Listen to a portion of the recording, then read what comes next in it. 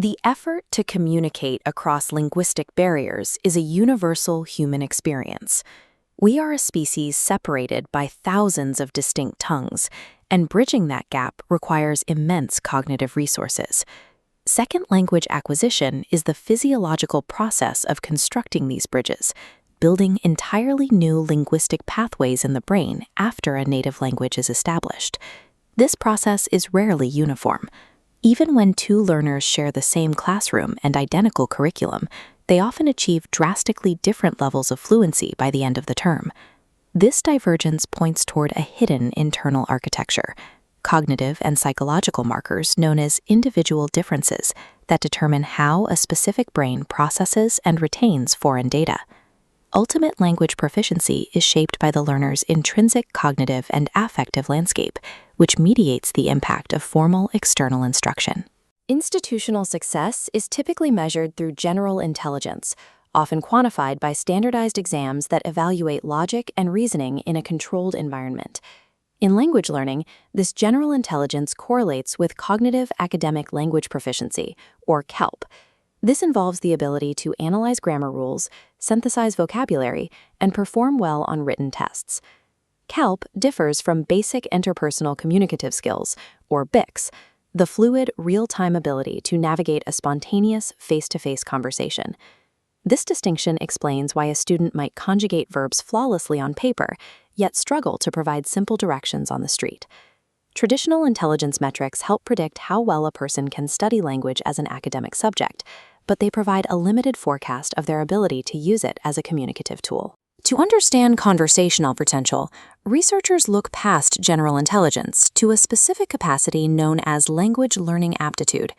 This underlying capacity is measured by tools like the Modern Language Aptitude Test, or MLAT, which identifies the specific cognitive traits required to master a new tongue. Phonetic coding ability describes how efficiently a brain isolates and remembers new acoustic signals, the unfamiliar sounds of a target language. Grammatical sensitivity measures the capacity to recognize underlying patterns and identify word functions within a sentence before formal rules are introduced. These skills rely on working memory and phonological short-term memory, which serve as temporary storage units, keeping new sounds and structures active long enough for the mind to process and integrate them. Language aptitude functions as an accelerator, dictating the rate at which a learner acquires and deploys new information, without necessarily setting a biological limit on their ultimate fluency.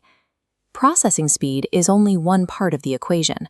Sustained progress requires a consistent investment of effort, driven by the learner's attitudes and motivation. Motivation is broadly categorized by its source. Intrinsic motivation comes from the internal reward of the learning process itself, while extrinsic motivation relies on the anticipation of an outside reward. An integrative orientation describes a learner whose primary drive is to culturally connect and identify with the target language community. An instrumental orientation is goal-driven.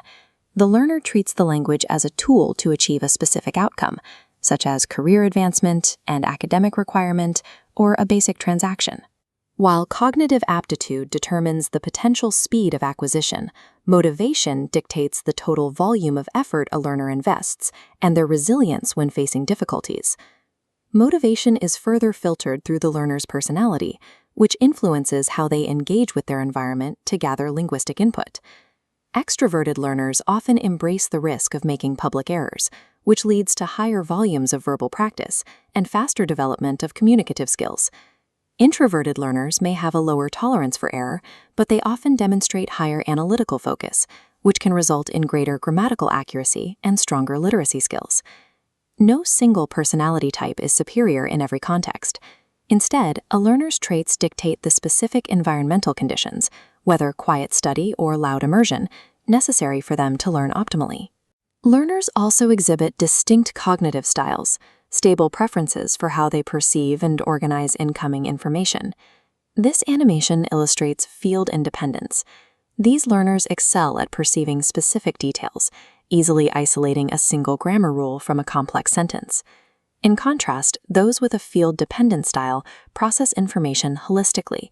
They rely on broad context, absorbing the overall meaning over isolated mechanics. These styles determine the most efficient input method. Field-independent learners often thrive on structured drills, while field-dependent learners may extract rules more effectively from immersive, unstructured conversations. While cognitive styles are largely internal, learners also use active, controllable behaviors, known as learning strategies, to manage their progress.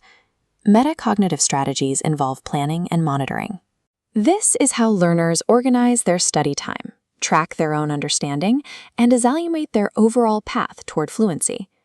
Cognitive strategies involve the direct manipulation of language material. This includes the use of mnemonics, consistent vocal repetition, and direct language translation to ensure long-term memory storage.